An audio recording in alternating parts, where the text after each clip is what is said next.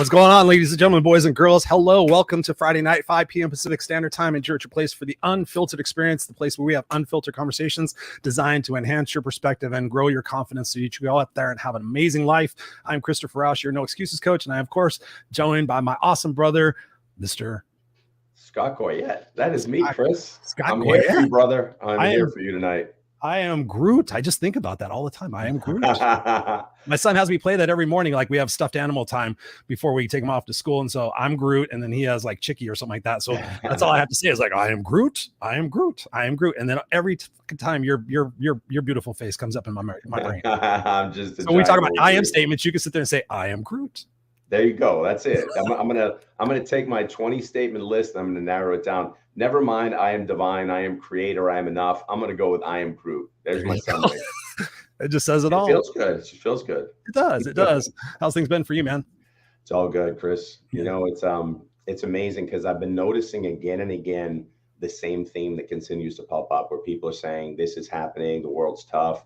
And I will say this, there are more rocks in the river, as we've been referencing, than many other times in existence. And I'm seeing collectively more rocks in the river, but we have a choice. You can push yourself off that rock and choose not to get stuck and get back into the flow.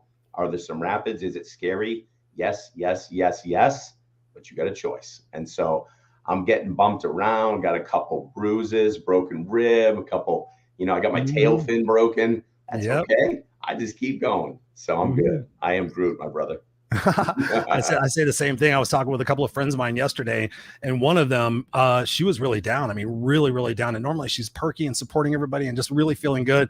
I'm like, what's going on? And she's like, man, I've got so many things going on. I just feel overwhelmed. And I just feel like the world's going to hell in a handbasket. And I'm like, well, just remember everything that's happened and everything that's happening is preparing us for what's next in respect to our lives. Because I shared with her, I had a couple of bad days myself. And I said, all I could do in the middle of it, aside from having my little pity party for a second, was to think, okay, all of this, everything that's happening right now is preparing me for what's next. Now, if I focus on why it's happening to me and focus on the victim statement and all the different things that happened in my past, of course, then I'm going to stay there and I'm going to be miserable.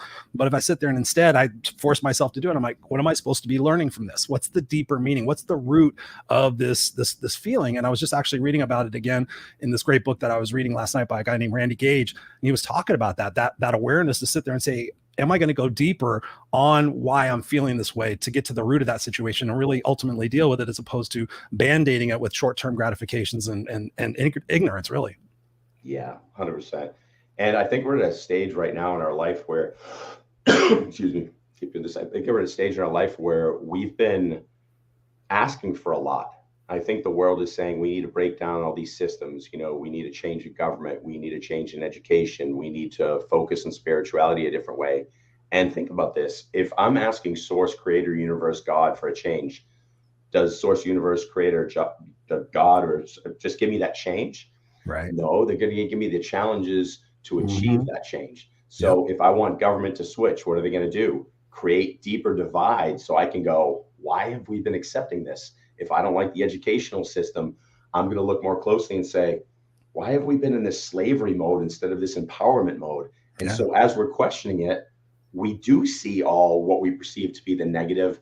And that's not a problem, Chris. That is an opportunity. Yes. And that brings me to want to introduce some fine people that we're going to talk to right now.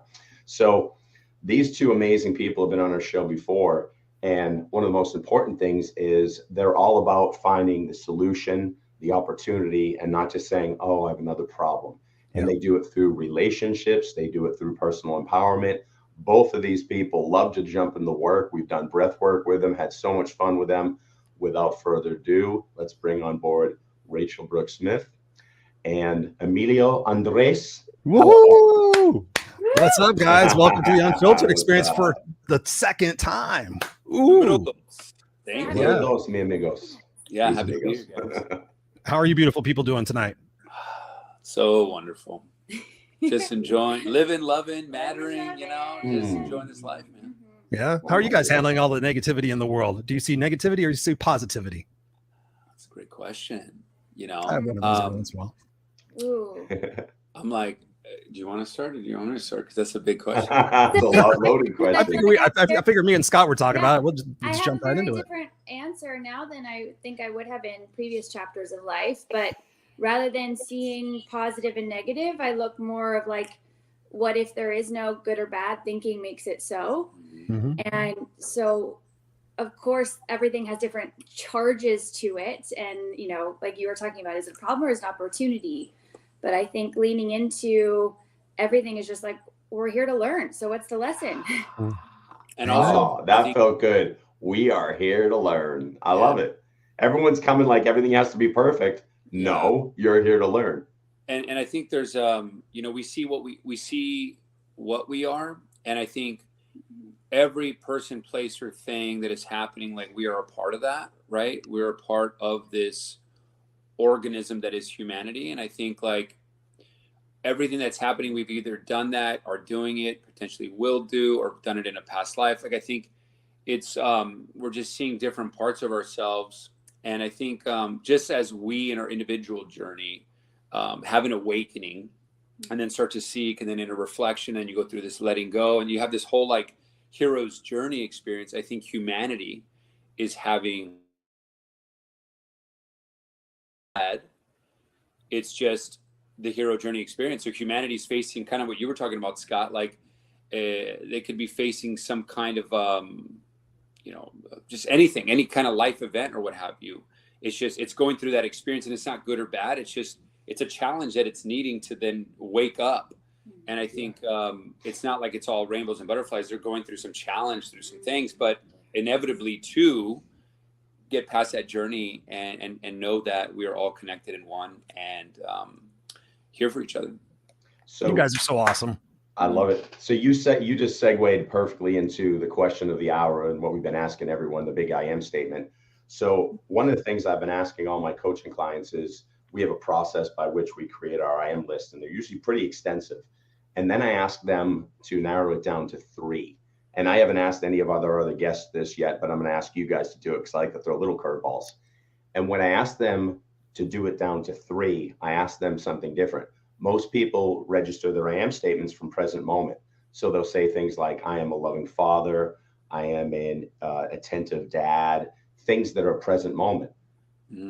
I would love to hear your I am statements and put you on the spot from a place of, could that I am statement be true preconception? Could that be true of Emilio or Rachel at age 2?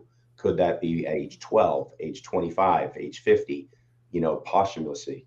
And so I'll give you my 3 while you're processing thought and coming up with yours.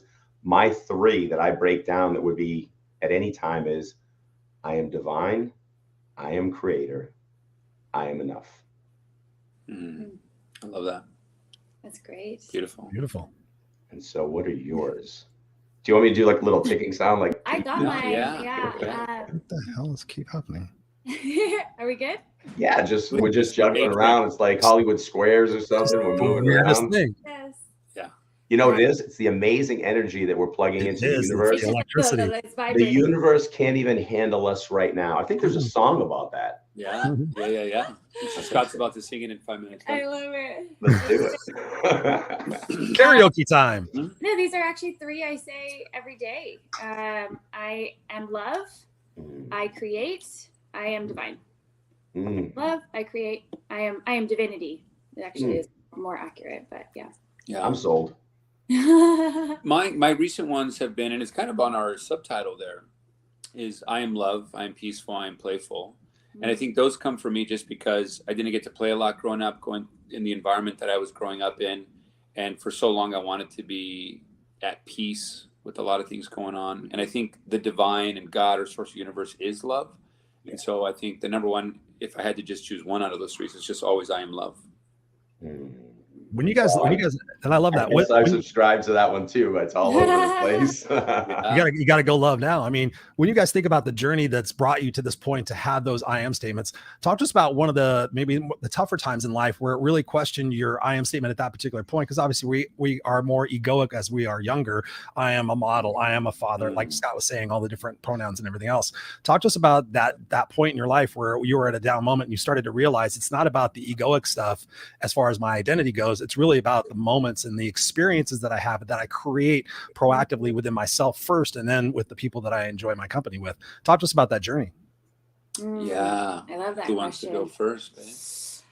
Gosh, I have two different really powerful ones coming up. I think, as an actress and a model, and growing up an athlete, I think one of my biggest journeys has been through body image and really identifying, especially because I grew up a gymnast and because I was very athletic and because of the training I did, I just always kind of had this six pack. And I think especially as an actress, and I would do photo shoots and promotion shoots for film and stuff like that, I kind of got known as the girl with the six pack.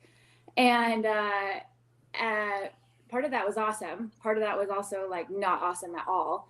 a lot of pressure.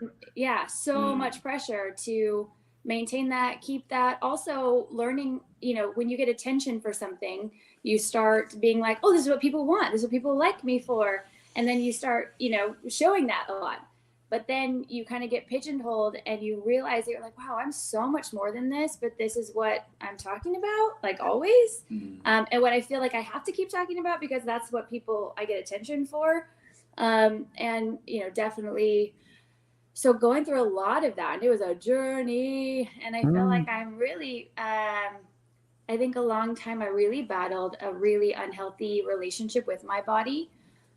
Which I think I needed to go through because now coming out on the other side, I have this unbelievable deep appreciation for my physical body. It's like oh my gosh, we have the most amazing pieces of technology ever. And we just live in it. And I think oftentimes we don't know that, or we forget that, or we haven't come to find out that truth. And I hope to empower so many more people, especially women out there, because I think a lot of women especially struggle with this. Yep. Is learning how to have that, not this deep appreciation for all that your body does for you, not necessarily what it looks like, but when you have that deep appreciation for what it does for you, you honor it in a very different way that leads to so much more like real health, not just like short-term, I'm young, I might look good for a little while, but like lasting longevity kind of health and peace and love. Love that answer. Thank you, Brooke. Yeah. For me, So for me, 8 years ago, I hit rock bottom and was on a 2-year journey to kind of pivoting personally, professionally, spiritually, mentally, emotionally, just everything in my life. I had lost everything in my life, and it was one of the most beautiful experiences that I'm super grateful for, right? Because at the time everything was falling apart, but I didn't realize at the time, of course, that it was, falling in place for me. Yeah. And, prior to that, I was in 10 plus years in oil and gas, finance, accounting, ERP implementations, and helping companies around the world do this stuff. Like at that time, like you said, the ego, I thought I was the shit back then. I was making a lot of money and traveling around and had the quote unquote hot girlfriend and was, but at the same time I was drinking a lot and doing some drugs here and there and just was living a devitalized, ego-centered life in so many different ways. And at the time, like you said, I thought I was the car I drove, the house I had, the clothes I wore, my reputation. Like this is me. And what I realized when I kind of woke up to this, when everything was quote unquote falling apart, it was in 2014. I was in Houston, Texas, and everything was falling apart. And I remember there was this one moment, it all came up to this one moment where I remember asking myself, like, I forgot who said it. It might've been Sam Harris. And it was like, we're constantly talking to ourselves throughout the entire day, right? We're reading stories constantly. We live in our heads. And I remember he said a simple statement. It was like, who's talking to who? And I was like, it kind of hit me in that moment, in that like turmoil and chaos I was going through. Cause I'm like, who is this person, A, talking to B inside my head? Exactly. And I was like, whoa, okay, there was like this person observing me doing the things. And then I was like, so then I, of course, went into like the seeking and inner reflection and letting go in the whole hero's journey. But it was like the awakening that took place that then led me to deeper inner work, right? And long story short, I often talk about lose your Superman to find your Wonder Woman, or peace, love, joy, experience. And so I always thought that the Superman I was already. Yeah. I had all these things. People saw me on the outside as Superman. just to make a funny word here, right? And so through that letting go and hitting rock bottom and losing everything, it's this whole unbecoming process. So I started to realize the walls I had up and the characters I was playing throughout my life and the masks that I wore to keep me safe from all those times I, had some traumatic experiences. And when I went on the deep journey to remove those masks and those characters, like the peacemaker or the savior, or the facilitator, just, all these different things, as I started to remove all that, then there was like this nothingness space, which is the everythingness space, where I then started to find out that I am love, that I am this organism that we call humanity, and like just finally felt connected to everyone. And so I think that was somewhat of a process to finding out that I am that and not this superficial crap. Yeah. I love that. So here's the funny thing too, because we are integrated into this vehicle that we need to love and honor regardless of where we're at in this present moment with it. Because, Stephen Hawking might be this brilliant brain, but had a body that many would say is less than, right? And then super athletes might have this body that everybody say is everything, and maybe they're less than in the body. So what can we tell people right now? Because this is my guess, and I've seen this, and I'm going to give you an example of when this happened to me. Somebody might be looking at you guys and saying, I'm so far from you guys. It's easy to love your body. You don't understand me. Because I made a really stupid comment a few months back, because I really believe this. A friend of mine who might be 5 feet tall tops, I'm like, being tall doesn't matter. And he goes, shut the fuck up. And I remember going like, no, but it's, and then I'm like, I'm speaking from a place of not comprehending. I'm 6'4". And so I was thinking in my head, I don't judge you in height. Maybe because I don't have to think about that because it's not in my space. Great point. So, whether it's racism or sexism or whatever ism, I'm speaking from a place of my own understanding. So let's try to, tell the audience right now, because I think it's very important to understand that dichotomy that you just said is, I know I am love. I am an eternal spirit. I know we're all interconnected. How do I fall in love with that voice? Who's the real me, so I can empower me to do the best with this vehicle I'm in the present moment and maximize it, so I can really enjoy the moments, find my brilliance, and share those with this world, because it is not easy. I can speak that from regardless of my body, but how do we get people to fall in love with themselves regardless of where they're at in this present moment? Because some people feel really far away from where they want to be. Yeah, I mean, I think that one, it's letting go that it's going to happen like that, because I think it's a journey. You've spent years. I think many times we're trying to implement something new in our life. It's realizing how long you've spent practicing something else. Most of the time, if I spent most of my childhood, young adult life hating on myself, criticizing myself, judging myself, picking myself apart, like it felt never could be good enough. And when I like finally kind of started getting into this whole world of, oh wait, I have to love myself, and what does that look like? And I'm supposed to like not be hard on myself, and like what does that look like? Or all these different things. I got even more mad at myself because I couldn't do it fast enough, and then it was like this downward spiral. And so I always try to help remind people that, like, how long have you spent practicing the other thing? And if it's been 20, 30, 40, 50 years of doing so, giving yourself a shit ton of compassion on this like new way of behaving. And I think radical acceptance is something I wish more people talked about. And really is that kind of, I think all of us have a very conditional love with a lot of things. Even a lot of people have a very conditional relationship with God. It's like, if I perform, if I do this, then you'll love me. That's conditional. Right. Yes. So even on a religious or spiritual level, we've been taught this kind of very conditional love. So I think this concept of what does it really look like to unconditionally love someone or something or ourselves is challenging.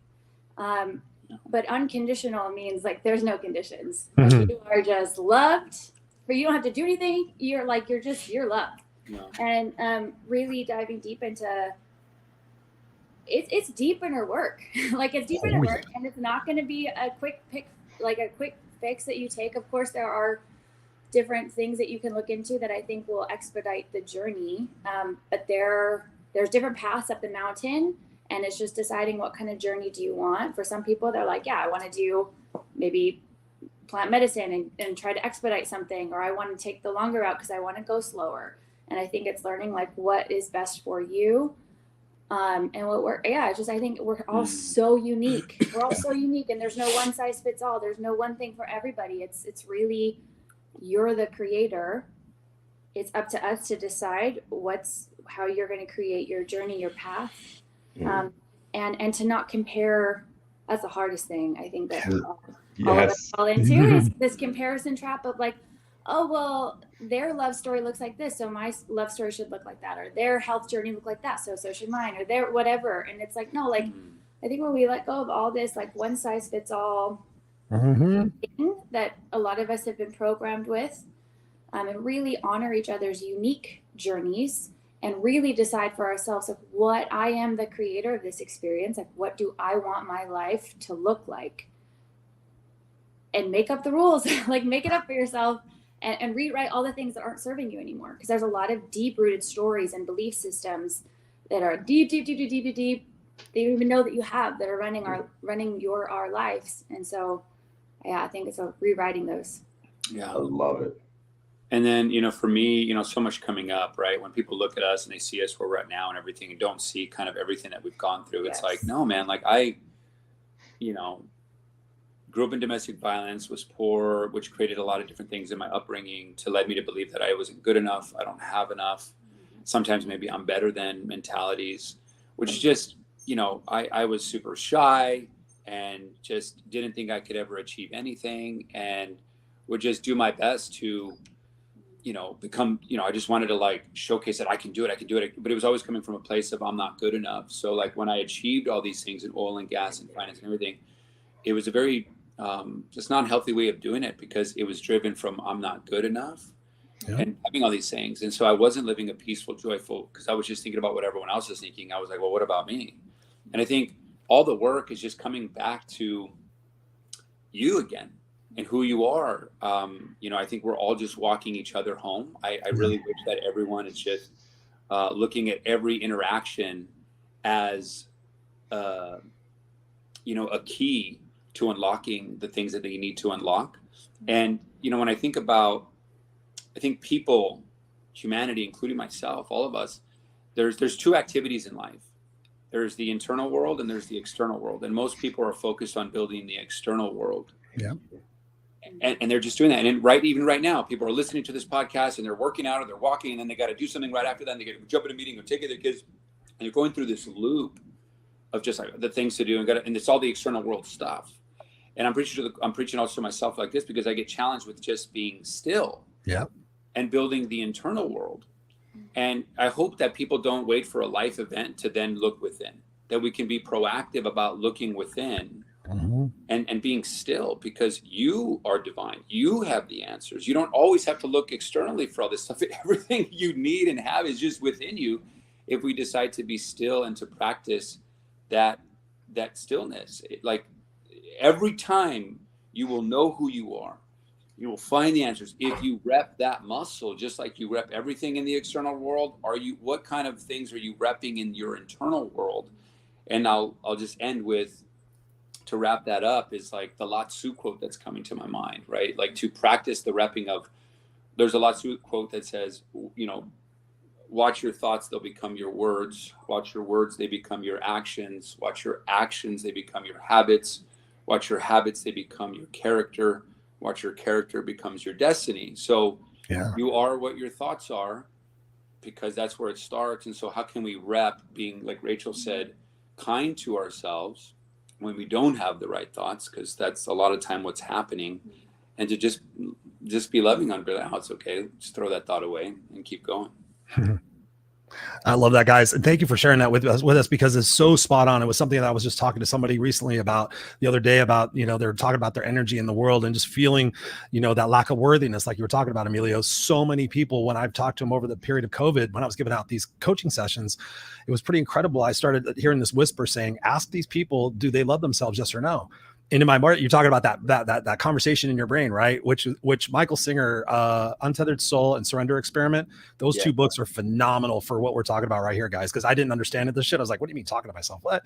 But that explains a lot of it. But anyways, thinking about how it is that we have those internal dialogues with ourselves about our worth, and thinking about that, a lot of what I see holds people back is that they don't love themselves, and that it's conditional, right? It's like, oh, if I get this job, then I'm worthy, or if I have this relationship, then I'm worthy. If I have these cars, then I'm worthy of this status or whatever else.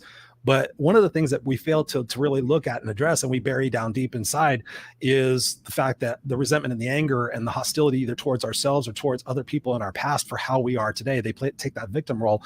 Talk to us about the power of empathy and forgiveness in your growth, your individual growth, of where you were talking about those low points, right? And now talking about these beautiful places where you're at now. Talk to us about that empathy and forgiveness part, because that's one of the keys that I'm finding. When people can break through that stuff, it's like a miracle drug. They're like, oh, Chris, I just had a friend of mine go through it the other day.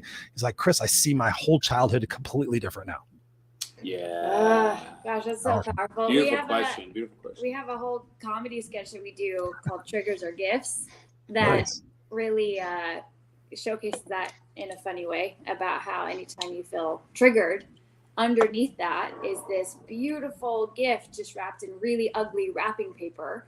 And you have to do the deep inner work of like unwrapping the ugly wrapping paper to find that incredible gift that does allow this freedom and love and bliss and deeper connection with yourself and other people that maybe we haven't even experienced before. And so with that question of the power of empathy and forgiveness, I mean, it just comes, that quote comes to mind of, holding grudges or not forgiving people is like drinking poison and expecting the other person, wanting the other person to die.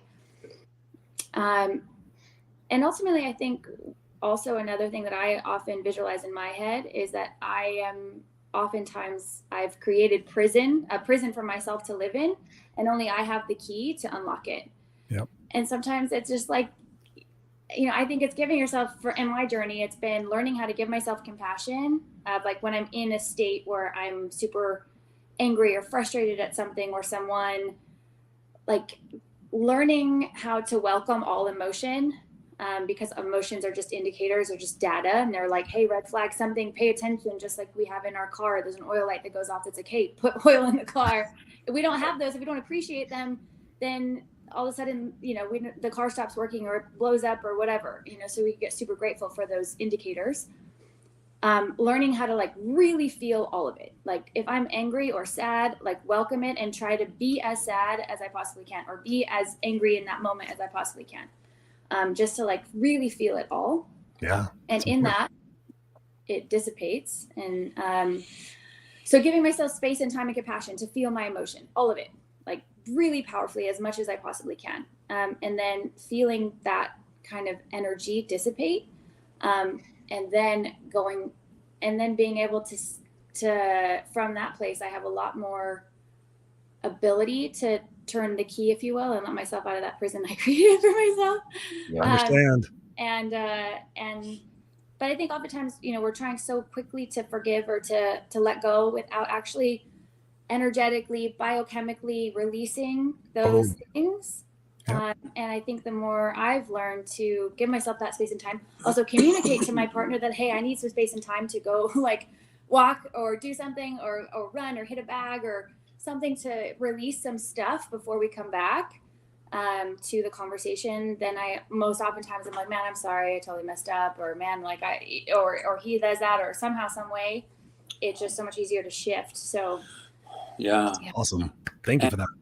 Let me ask one thing before you go, Emilio, because I have a feeling right now, I'm trying to like predict what some people are thinking as they're listening.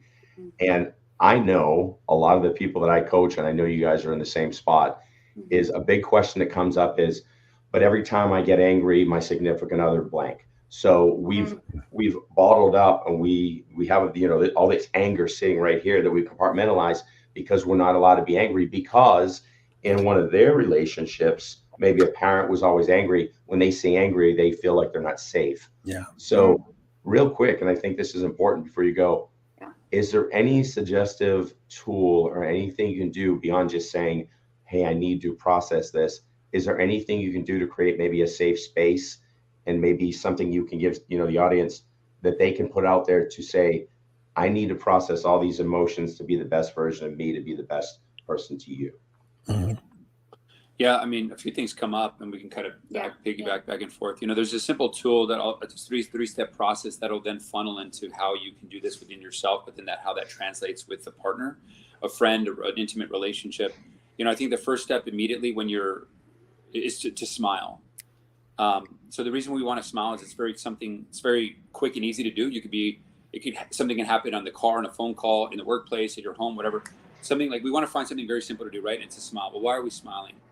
Not only because it's simple and fast, but because it's showing loving kindness for yourself. Most people, when they make a mistake or feeling crappy or feeling anger or what have you, they're in the journey process. You're going to go through, I don't want to say mistakes, just learnings, right? And I think it's good to have loving kindness for yourself so that you don't beat yourself up, because that's the worst thing you can do. Second thing is to say, there's me doing it again, whatever it is that you were doing. And that's just repping the observer so that you can put a spotlight on what it was that you were doing. Not the other person or anything else. Like, my wife or girlfriend in the past could have said something very toxic to me, like, whoa, but it's my job of how I react to that. Mm-hmm. And if I react and spew poison right back, then that was me. I can only control what I can do. So if I'm doing that and I'm angry, it's like, okay, well, what was I doing? So just being like, oh, there's me getting angry again, or there's me, whatever. And it's not a judgmental way. It's just providing the data first. Like, oh, there's me being angry again. Okay. Or there's me reacting again, or there's me spewing poison, or there's me, whatever. And it's only just to be in observer mode. And then the third thing would be to, like Rachel was talking about, welcome the emotions, whether that's right there on the spot or finding a place to saying, anger, I'm glad you're here. Like, most people want to, the shadow side of us that we want to hide, suppress, deny, distract, Netflix and chill and run away from that emotion. But it's just data. It's just energy. It doesn't have a good or bad. Like, anger is there for a reason. And so it's like, hey, anger, like, change your relationship with your emotion. Like, oh, I'm glad you're here. Come on inside. Let me make you a cup of coffee. Like, just like, hey, come on in. And when you say, I'm glad you're here, the funny part is that once you welcome anger, he doesn't want to be there anymore. You're like, nah. Like, when you hide, suppress, and deny these things, anger will get bigger, faster, stronger. Yes. And when you just say, hey, I'm glad you're here, and really start to feel like, oh, and you may be getting really angry, that, like Rachel said, feel it. Because when you really start to feel it, then it's just energy. It'll rise, and you release it. And because the deeper in work is, again, standing up, facing it, and rising above it. Mm-hmm. And you have to face yourself. You have to face these things. There's no way other around it. It's called a breakthrough for a reason. You got to break through that. But once you feel it and continue to feel it and rep that muscle gets bigger, and then you start to really release it. And you're like, oh, wow, I'm so powerful now. Look what I did. I am so confident now. I can do these things. Now, that's just a quick, simple step. Smile. There's me doing it again, and welcome the emotion. Now, maybe we can kind of play into like together what we do. Well, I would really, I love what you brought up, Scott, and this is very resonant even in my story of when I feel anger. Like, if he gets angry and I can sense heated emotion, I like, and this is common just in a lot of women, even if you study Alison Armstrong's work, loud sounds and angry sounds, a lot of times women have a tendency to shut down. Yep. Because we're scared that they're mad at us and then they're not going to protect us from the tiger. This goes back to, like, evolutionary, what she calls cave woman days. Yeah. But for most women, we're a smaller species, like, regardless of whatever, we just have less muscle mass than men do. And evolutionarily, we're thinking that, like, if this guy's mad at me, he's not going to protect me from the tiger. So I feel scared because I don't feel protected now. So I'm going to shut down. And so one is understanding the difference of men and women and how emotions play into it from an evolutionary standpoint is very empowering. Two, it's communicating to your partner. I've communicated many times because Emilio here is very, like, passionate and very, like, sometimes that passion I can misunderstand for anger or if and sometimes he needs to get angry. He needs to feel those things. And so I think it's communicating beforehand and setting ourselves up to win before heated moments come, right? It's like you get prepared for a tornado. If you don't get prepared, then it's going to be a lot harder.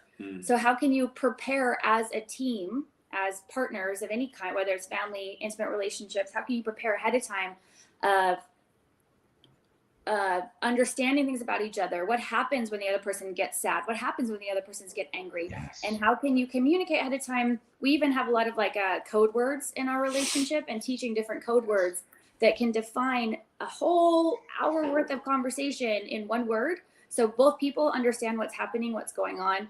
I think. Can you give us an example of those words? Because I think that's fascinating, right? That's perfect. Apple Jacks. It could be whatever word. It doesn't matter. But like, I mean, I say shit like that all the time. But they're also words that like probably we only know, right? They're like the inside joke. Like, and the Apple Jacks is normally when we're doing auditions and having to be vulnerable with each other on set or in an audition together. Yes. Where it's like we're coaching each other, trying to make each other better, but sometimes there's like triggers can come up. Yes. When we say Apple Jacks, Apple Jacks word to us, that inside word, means a whole conversation that we had of like, Gotcha. oh, okay. So then we're like, oh, this is the moment. We're catching ourselves. Okay, I know what you're doing, and I know how I should be, and we want to grow together. Love that. That is bravo. And that's powerful. And I think the because we can go really deep here, and we normally do in different workshops and whatnot. But like, I think the underlying theme that really helps relationships, whether you want to process anger, since we're on that topic, is we have a big theme in Relationship Renegades, which is to always know how to create a space where you and your partner feel safe, seen, heard, and loved. And ultimately, that is fertile soil for both relationships to grow no matter what. I may want to say something or show her how to do something or whatever, or vice versa. But if she's feeling anger, I want to do no matter, or if she wants to express something to me or talk to me, my only goal is to like, okay, this is happening now. Immediately, the first thing is, how do I create a safe space where she feels safe, seen, heard, and loved? There's something going on with Rachel. If she gets triggered, she knows it's the woman in the mirror. If I get triggered, I know it's the man in the mirror. And that's a whole deeper conversation. But what I can do is, okay, she's feeling something. How do I make her feel safe, seen, heard, and loved? No matter what. I don't want to get in my ego. It's just, how can I do that? And that foundational pillar, that fertile soil, allows her to feel safe, to express the anger, whatever. Because if she's feeling something, I'm like, I don't want to take that away from her. She needs to feel that anger. If she's saying something to me, I'm just like, I have compassion, because I'm like, she must be going through something right now that she's feeling all this stuff. Babe, get it, feel it. Inside, I'm saying that. I'm like, she got to do that. And I think she will feel that energy within me, which breaks down her walls to be able to communicate more to me. And then all of a sudden we get to come together and realize something individually or collectively.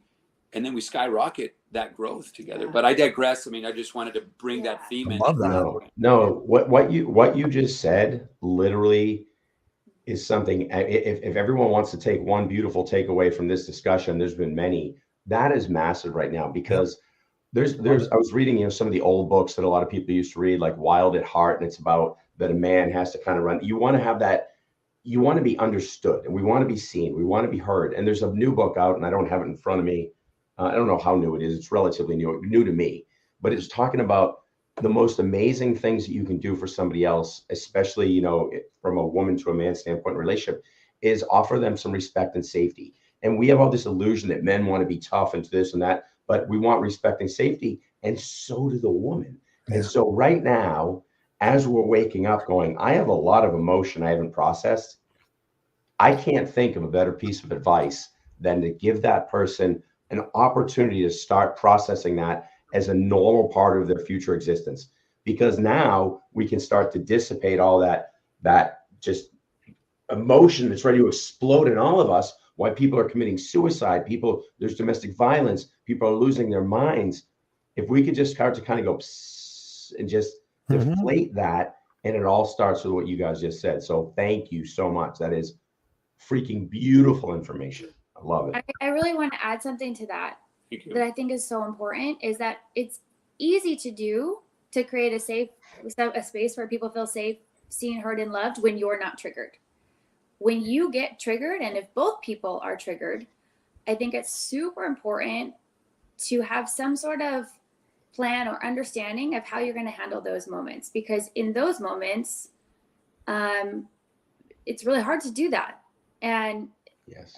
And I think it is a muscle to rep if you can tell that like, oh, both people are really triggered here, to be able to say in that moment of heat and intensity and adrenaline that's pumping through your body, to say like, okay, I can tell we're both really heated right now. Reminding you with physical touch and like eye contact, like, I love you.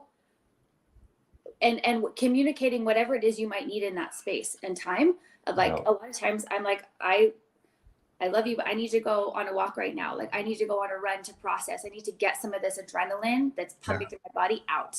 I'm just laughing because you're mirroring me and Kim right now. I mean, you guys know us. Like you have no idea the verbiage, the way you're speaking. Ooh. This is us, where she goes, okay, I'm going to go for a walk right now because I'm sensing that you might be very triggered. I'm like, I'm not triggered. And she's like, I will be going out the door at this time. And I'm like, I'm leaving. I'm going out the back door.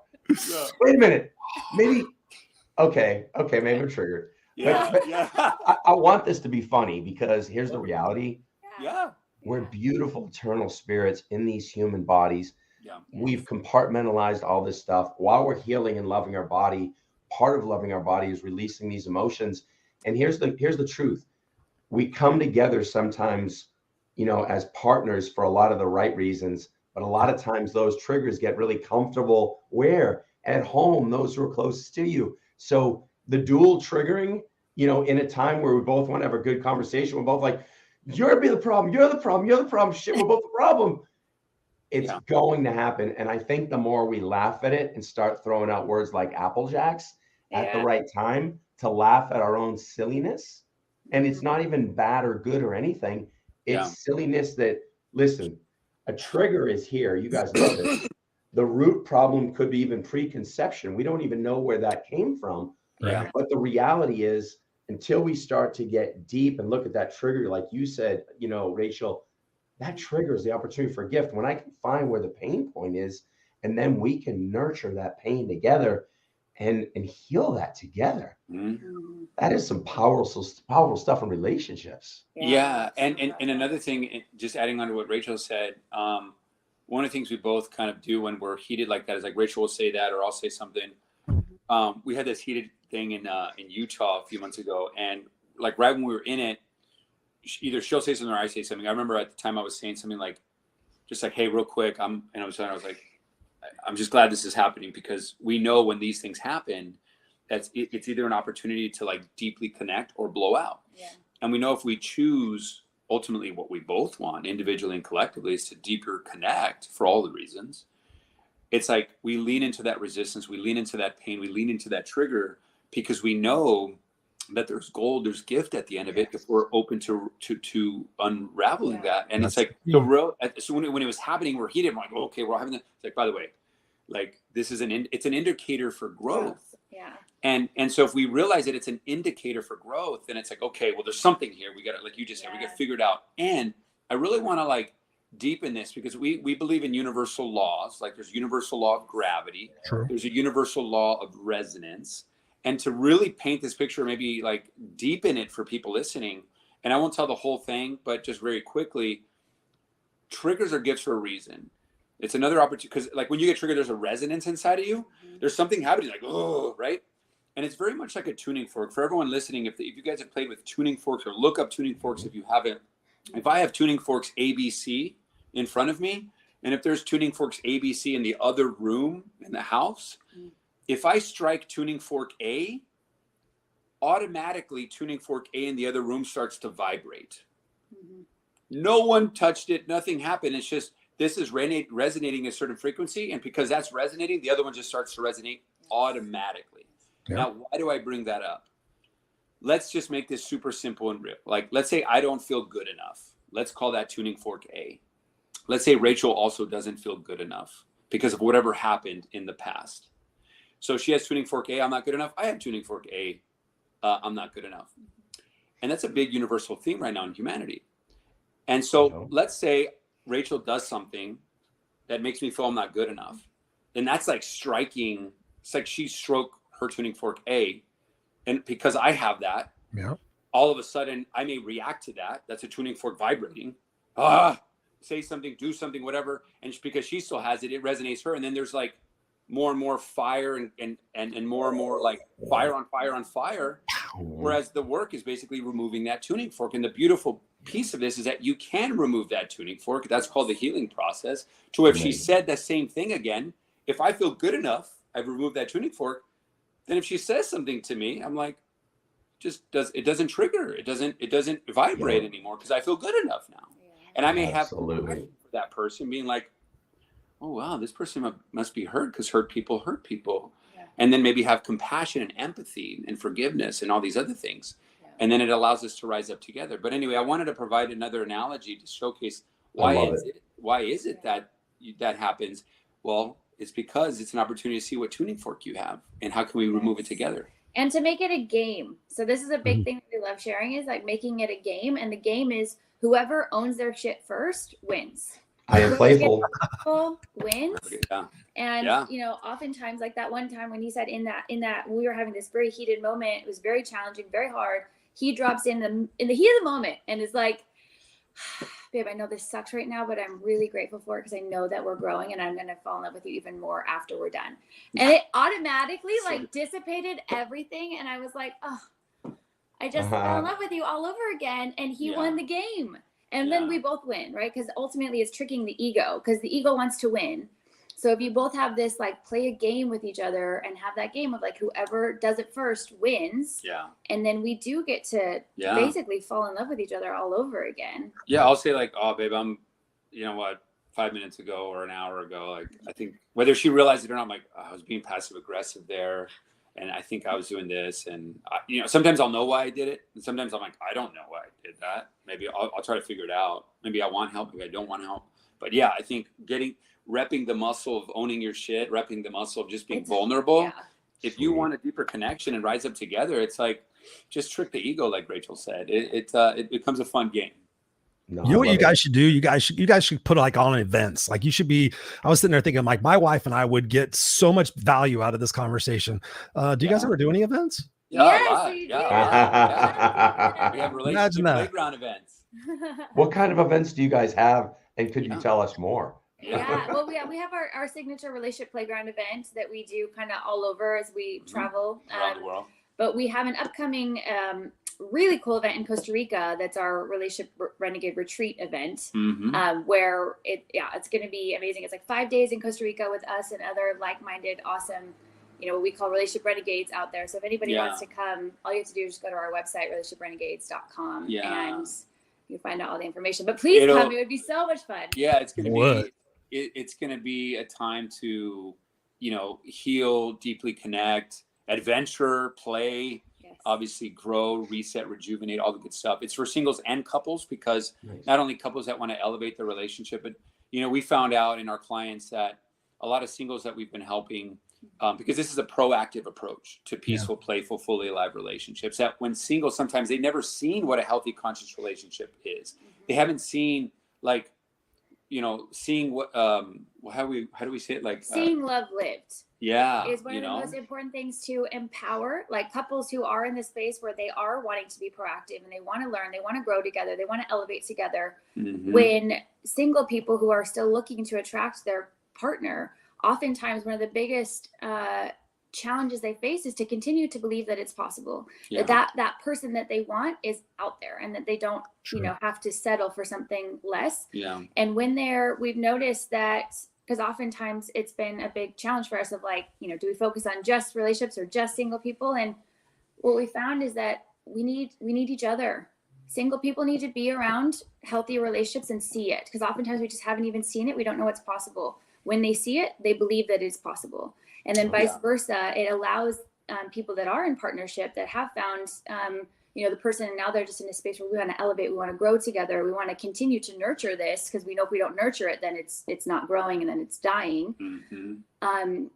They also get to remember what it was like to be single, and they get to more deeply appreciate what they have, because oftentimes we forget. And so I think both it's really important to be around both. I love it. And by the way, that retreat is it's in Costa Rica, September 22nd through the 26th. You know, if you want us to send you that you can just, look on our website, or you can just DM us on social media, Retreat. We can send you some details. Yes. And whether it's the retreat or events that we do all over the world, since we're digital nomads.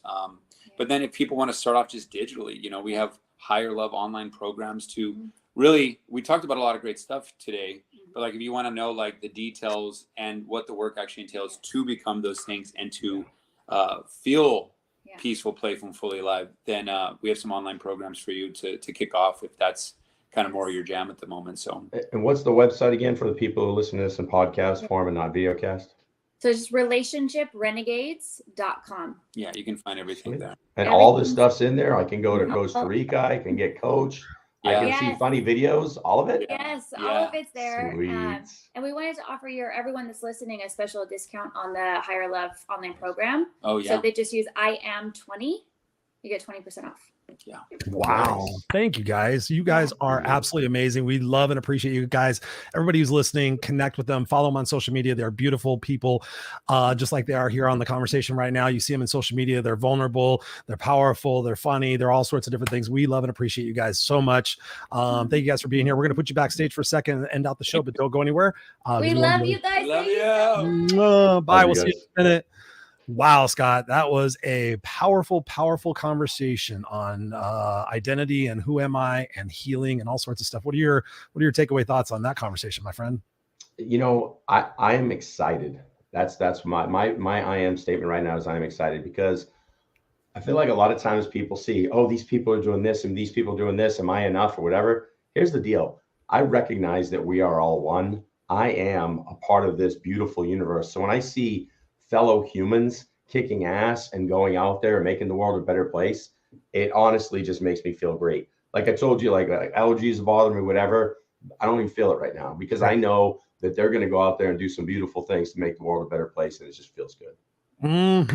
Amen. I loved what they both said, and Emilio said, something to the effect of, you have to be open. You have to be open. And when I think about that, Scott, I think about the video we've told so many people about on the show, Jump. We're talking about comparison. Oh, look at those people. Their relationship's so great. Oh, look at those people. They're traveling. Oh, look at those people. They're healthy. Oh, look at those people. They have great jobs. Oh, when is it ever going to happen to me? And then what Steve Harvey talks about in this video, you guys can check it out. Google it, Steve Harvey Jump. He's doing it in a parking garage, because I know he does it for the Family Feud as well. But he's sitting there saying those people jumped. Right? They have been vulnerable. They have been open. They have been ready to receive. They have been ready to be vulnerable. They are like, fuck this shit. I'm jumping, baby, because I'm here to live. I'm not here to exist. And when they jump, sure, your parachute's not going to open right away. You're going to get dinged up, and you're going to have these downtimes. And that's what Emilio was talking about. Like, embrace that shit. Look at it and go, what am I supposed to be learning from this? What am I supposed to be growing from this stuff? Because guys, if we don't learn it, we get to keep having the experiences of where that lesson comes into our life, where we have to continue to learn it, even if it's through multiple lifetimes. So why not just say, I came here to be powerful. I came here to be unstoppable. I came here to have a kick-ass experience. And if this thing is here to teach me a lesson, by fucking God, I'm going to go sit there and I'm going to embrace that. Like, get into it, get into the meat of it, sit there and say, wow, like I loved how he talked about, anger. Oh, come on in, anger. Let's go. Let's dance, baby. Welcome in. And then anger wants to get out the door. ABBA anger, right? Then anger's like, you're no fun. Right? I'm leaving. So we just recommend for you guys out there just to be open. You got to jump, right? You got to jump. You're carrying around this misery. You're carrying around this weight. We talked about empathy and forgiveness. Have empathy and forgiveness for yourself. You did not know what you didn't know when you were doing these things, but now you have this opportunity, this awareness to say, hey, wow, let me try what it is that they're saying. Let me go experience some of that. Let me develop my courage and my confidence. That's what we do here on the Unfiltered Experience, is we get you guys to take away the filters, look through life, as Scott talks about, through the lens of love, not the lens of fear. You guys have the opportunity. Take the filters off, take the preconceived notions off of what people told you in your childhood, in your past, like you're only this and you're never. My poor wife, man, her dad told her when she was 12 years old, she was overweight because they fed her for her problems, right? Oh, you have a problem here, a cookie. Here, you have a problem here, here's a steak. And said, nobody's ever gonna love you if you're fat, right? And you think about all that garbage and everything else that she carried around for her entire life. And finally, it took me one day to shake her and go, babe, I love you. I'm married to you. You don't have to think that anymore. The fucking came on, like, oh my God, it's not perfect. She still deals with it sometimes, but the big awareness was like, wow, he said that, but here I am in this moment. And you guys are in those moments right now too. So whatever we can do to support you, as always, make sure you guys are checking out the unfilteredexperience.com. Go there, check out our Facebook group and our community. Let us know what you want to see here on the show. We're having a great time here this season, talking about I am statements, talking about identity. Who are we? And getting clear and concise about that. So continue to watch the show. We're going to be back here again Friday night, 5 p.m. Pacific Standard Time, your place where we bring you this conversation. I love you guys. Anything else, Mr. Scott? I am loving our audience of beautiful humans. That's what I got. And I love you guys.